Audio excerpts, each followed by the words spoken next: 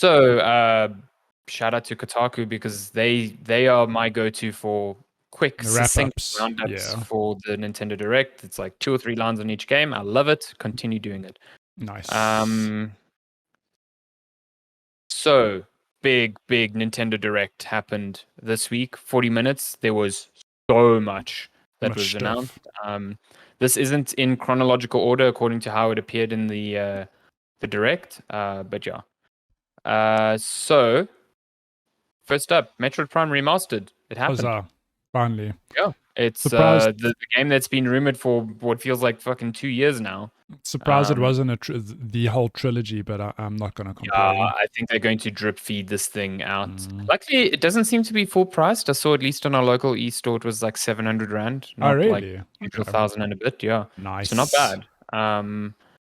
So yeah, it is co-developed by Retro Studios and a bunch of support studios. So I wonder, a lot of people are now wondering if Retro did this so they could kind of like get up to speed with Metroid Prime 4, which still has no release date and no kind of updates on its development. My goodness. I think it was restarted development 3 or 4 years ago, and we haven't heard anything since. So yeah, it'll be a while. But yeah, the good thing about this is Metroid Prime Remastered is out now. It was out on the day of the Direct, so that's pretty rad. And so it is, since I've seen, there's been some pretty good reviews for it, so no shock there. Yeah. Everyone seems to be super happy with it, so yeah. Another big thing is Advance Wars 1 and 2 Reboot Camp is finally coming out. If you recall, this was meant to come out April last year, but then in February, Nintendo delayed it indefinitely after the war broke out between Russia and Ukraine, which is still ongoing. And they thought, hey, maybe a game about war was not a great idea. But it seems they think the public sentiment has, waned on that. So now Advance Wars is out on April 21st. Like the war's still going, but it's cool. Now's the time. Yeah, now's the time. Nice. People are okay with war now. Yeah.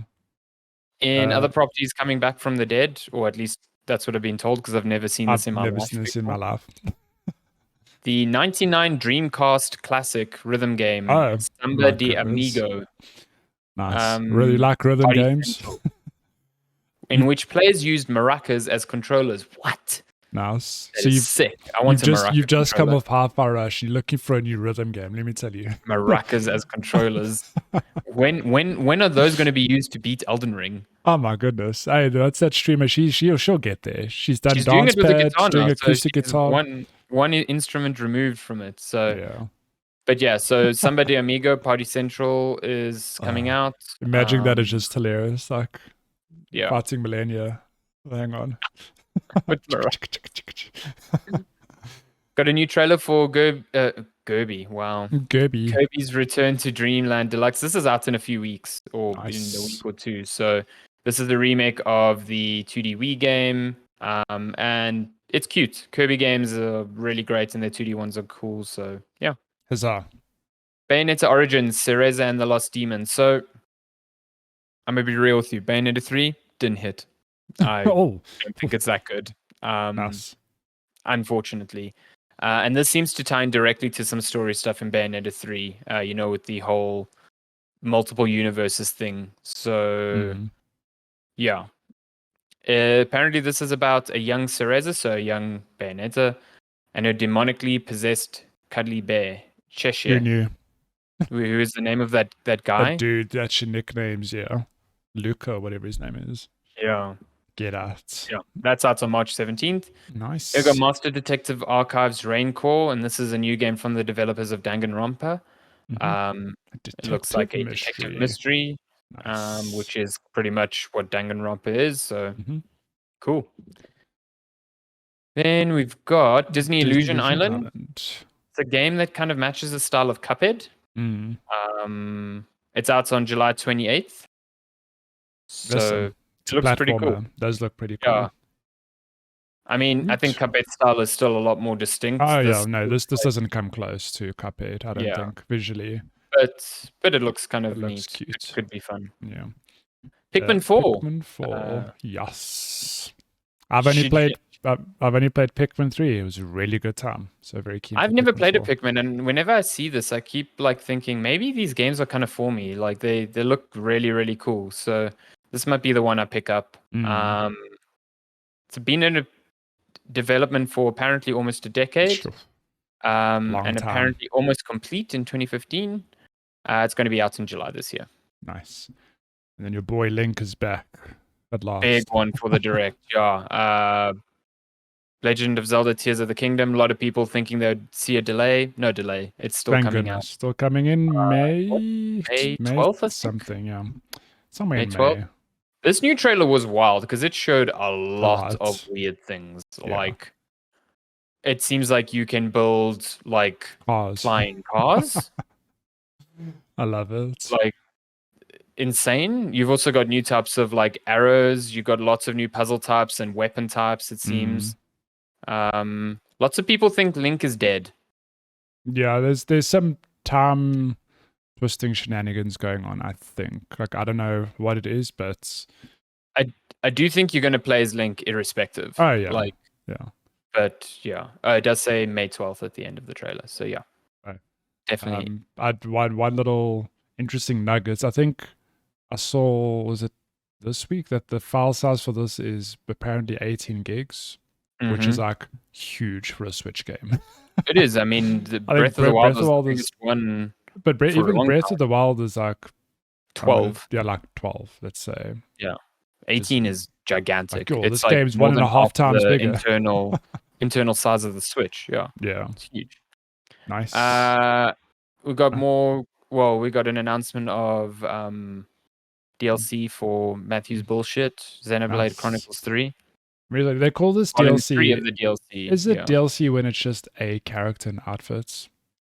I don't think so. I guess so. Do you download it? You do. But it's not like story stuff. I'm like, okay, cool, whatever. Fashion dreamer. You ever dreamt about being a fashion police person? I don't know if this is that game, but suggest new outfits for them to grow as an influencer. Nice. There's a line from the trailer. Love it. Good Tron Identity. Good guy, Mark Bethel. Yeah. Working on a Tron Identity, which so Thomas was alone. John Wick Hex. Lots of Subsurface Circular. A lot of stuff, and I like that it's described as a decision-based like puzzle adventure. So it looks a lot like Subsurface Circular and those sorts of like decision conversational based games. Yeah. So kind of into that. There you go. Got Ghost Trick Phantom Detective. Remaster from Ace Attorney creator Shu Takumi. Apparently people love this game. So yeah. Nice. It's cool. This looks cool. Your Castlevania DLC for Dead Cells looks very good. Like, this is cool, but I cannot bring myself to dive back into Dead Cells. All that muscle memory's gone, but it does look real cool. Lots of Castlevania stuff. It just looks so good. Like, oh yeah, I really want to play this. Like, I never got into Dead Cells the way other people did, but this might get me in. It's a good time. I like Dead Cells. Deka Police. I love the line here in this Kotaku article. Harvard just turned into a cat is a key video game dialogue. In this crazy town, we must use whatever's necessary. More. What is this game? I didn't actually see this. No idea. Oh, this looks anime as hell. What is going on here? Probably not. It's like teenagers with guns and then like glowing red and blue handcuffs that you throw at people. Then there's nice. Oh my god, the main character turned into a cat. Well, there we go. That's what they said in the dialogue. Okay, this looks cool. I want to play this. Deca Police. I'm down. Nice. I'm super down. I don't know what this is, but this looks sick. Looks dope. Splatoon 3 DLC. Nice. There's DLC for Splatoon 3. Nice. So that's coming soon. Fire Emblem Engage is getting an expansion pass. So cool. More stuff. This is. I didn't realize this is from. Of Reverie. Yeah, the people don't nod. The peeps behind Life is Strange. Is that right? Life is Strange, yeah. Oh, so it's a visual novel.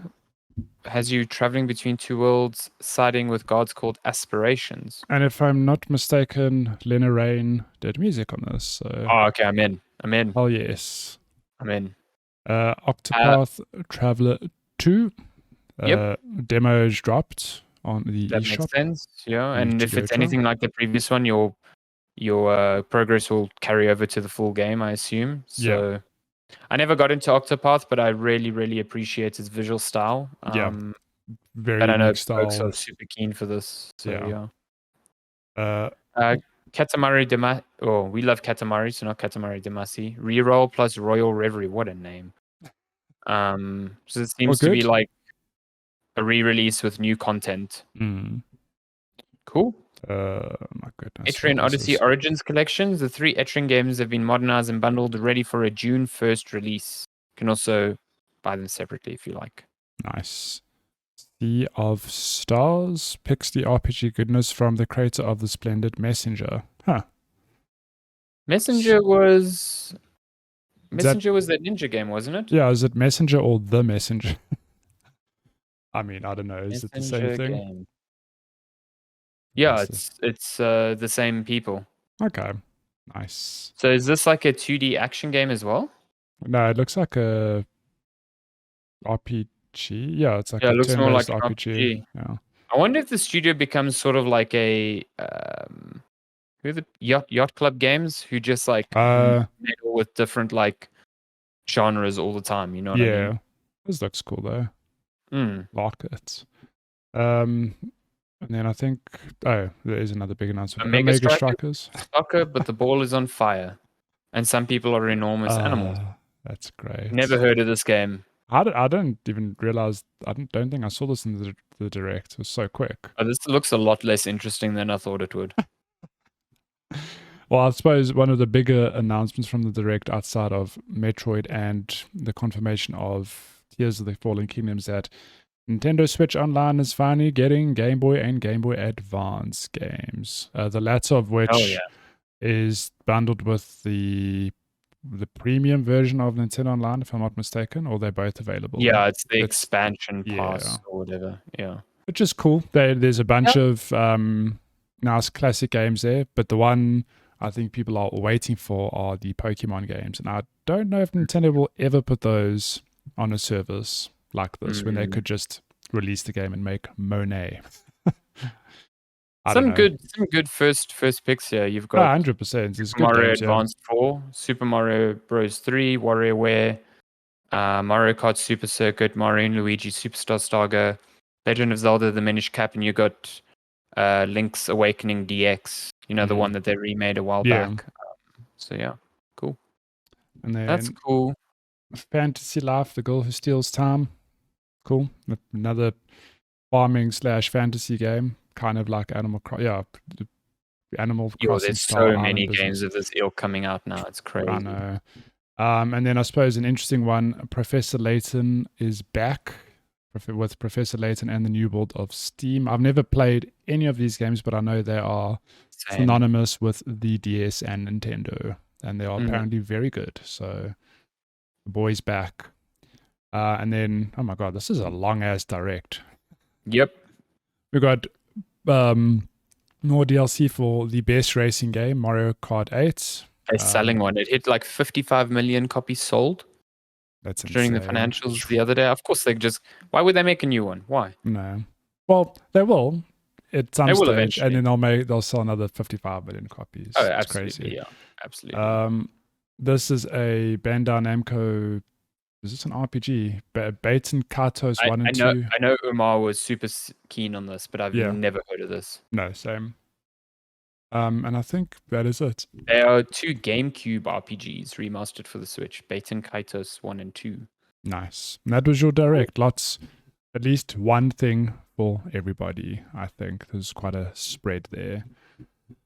But I suppose coming from is anything else you want to say on the direct specifically? I think just the only thing is that confirmed as part of the direct was the Zelda stuff that Tears of the Kingdom will be Nintendo's first $70 game. And, it would be easy to assume that this is the way going forward. They'll all first-party release is going to be 70, but it seems Nintendo doesn't seem to think that. So like Pikmin, for example, will still be 60. Okay. Metroid is 40. So they say it seems like it's only going to be reserved for some games, which is super confusing. Like, but hey, that's what it is. And as you know, Nintendo games do not go on sale. So I mean, they do, but like by sale, it's 25% off, which is fine. But it's Breath of the Wild, which is now it's going on 6 years old, which is hilarious. Is still like full price. Oh yeah. Okay. So like, don't be like, oh, in 3 months I'll buy this at half price. No. That's not going to happen. Ain't happening. Yeah. Cool. Well, let's pivot to the Microsoft Activision deal could harm gamers. UK regulator decides. Provisional report warns of higher prices, fewer choices, or less innovation.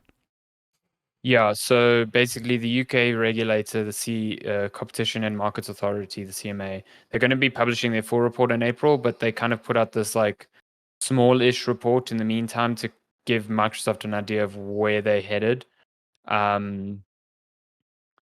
Basically, they just think that the purchase of Activision Blizzard is going to hurt competition, and that they would stand against the merger should that happen. Microsoft obviously has said a bunch of times that they will keep Call of Duty specifically on other consoles for at least 10 years.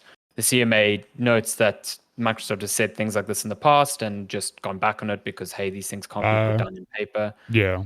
So they don't really trust that that's going to happen. But according to the CMA, strong competition between Xbox and PlayStation has defined the console gaming market over the last 20 years. Exciting new developments in cloud gaming are giving gamers even more choice. Yeah,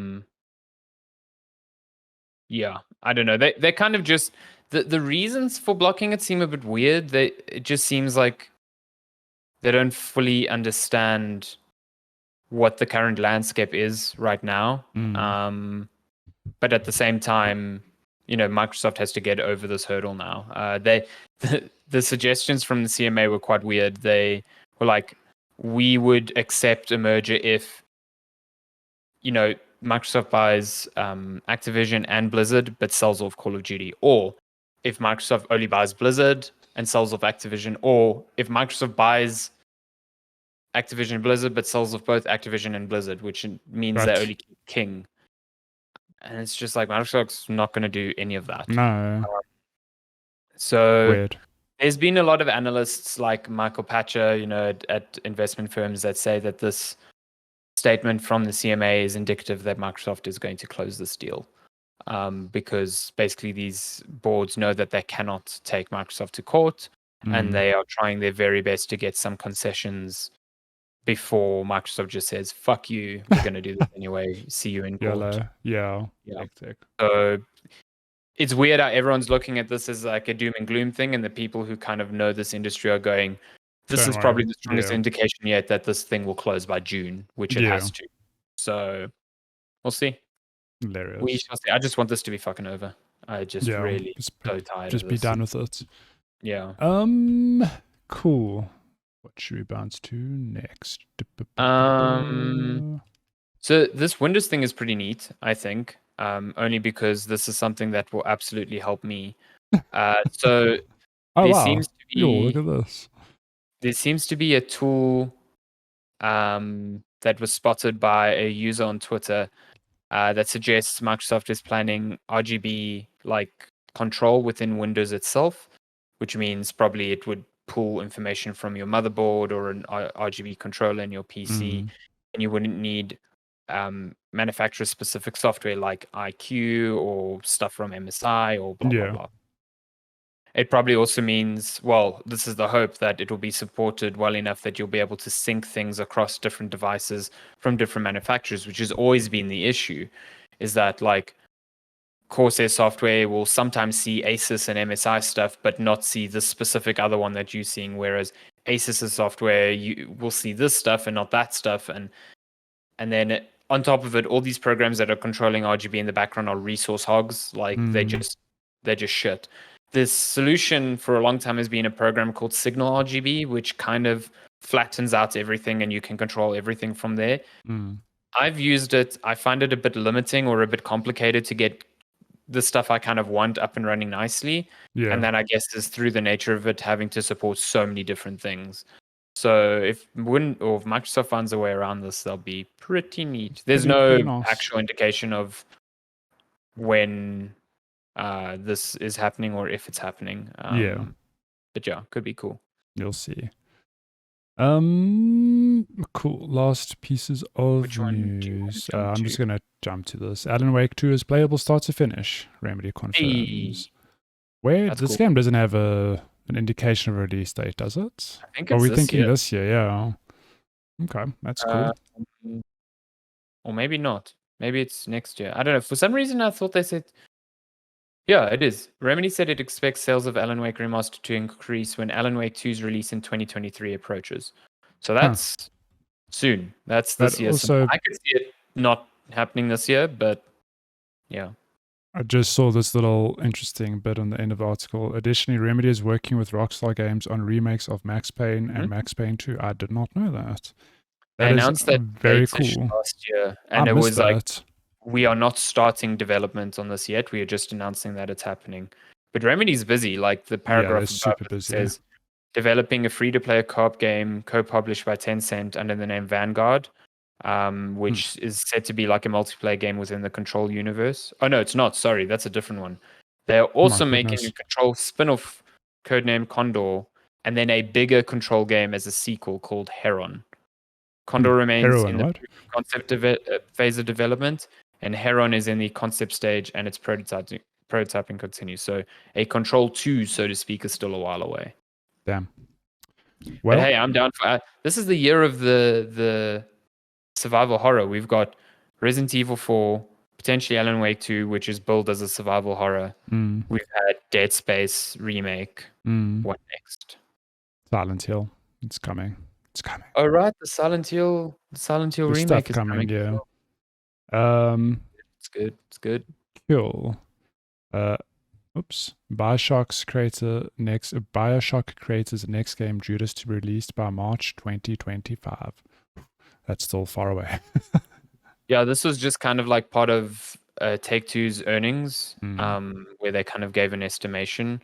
This was that trailer that was shown off during the Game Awards and looks fucking like BioShock to me. It's BioShock, but it's not. Yeah, so at least by March 2025, it could be as early as March 2023 because all these games are just a nebulous between the two fiscal years. So I don't know. It's coming out next month. Judas could absolutely not even release by then. No. And based on what the trailer looked like, I think a lot of that was just concept shit. It reminds me so much of BioShock Infinite's first trailer, which ended up not being the game at all. There's a mood board. Like, this is the game we want to make, is what it feels like. Ken Levine shows that to his dev team for the first time. They're like, can make that. And they're like, wait a minute, what? Like, when did you make this trailer? Okay, listen, everyone. Yeah, there's a trailer going live at the Game Awards. That is your brief.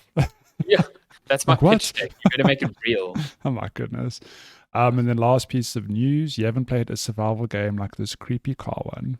This thing looks fucking sick. So I feel like this popped up last year sometime, like a short news piece in it. Has this game now come out? I don't know. I think it might be part of either it got like gameplay or it's part of like the Steam demo thing going on. Yeah. I think you see like this Kotaku one is a preview, so I think it got a big preview push. Okay. It was part of PlayStation's like indie showcase this week. Yeah. So it's coming to PS5 and PC before the end of 2023, and it's like a roguelike survival game, but you are mostly just in a car. So it was initially revealed in a state of play last year. The game, according to Kotaku, the game is shades of 2016's hiking adventure Firewatch. Hell yeah. Nice. If you swap the walkie-talkie for an AT station wagon that functions like the love child of Back to the Future's Delorraine and Ghostbusters Ecto 1. Unlike Camposanto's narrative-driven hit, whose protagonist was voiced by Mad Men actor Rich Sommer, Pacific Drive won't be nearly as chatty. We've got a silent protagonist.